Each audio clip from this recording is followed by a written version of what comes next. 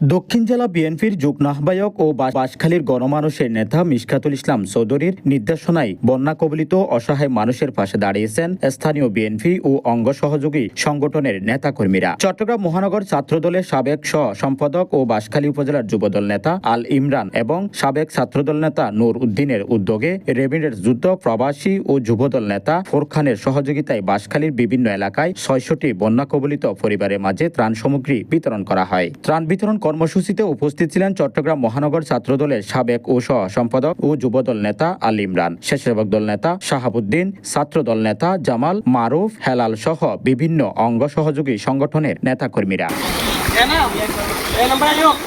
এ সময় নেতৃবৃন্দ বলেন, সম্প্রতি বন্যায় ক্ষতিগ্রস্ত মানুষের দুর্ভোগ লাঘবে মানবিক দায়বদ্ধতা থেকে এই ত্রাণ কার্যক্রম পরিচালনা করা হয়েছে। তারা জানান, দুর্যোগ ক্ষতিগ্রস্ত মানুষের পাশে বিএনপি ও এর অঙ্গ সহযোগী সংগঠনের নেতাকর্মীরা সব সময় ছিল এবং ভবিষ্যতেও থাকবে। ত্রাণপ্রিয় উপকারভোগী পরিবারগুলো আয়োজকদের প্রতি কৃতজ্ঞতা প্রকাশ করেন। স্থানীয়রা জানান, বন্যা দুর্গত মানুষের পাশে এ ধরনের মানবিক উদ্যোগ দুর্গত পরিবারগুলোর দুর্ভোগ কিছুটা হলেও লাঘব করতে সহায়ক ভূমিকা রাখছে।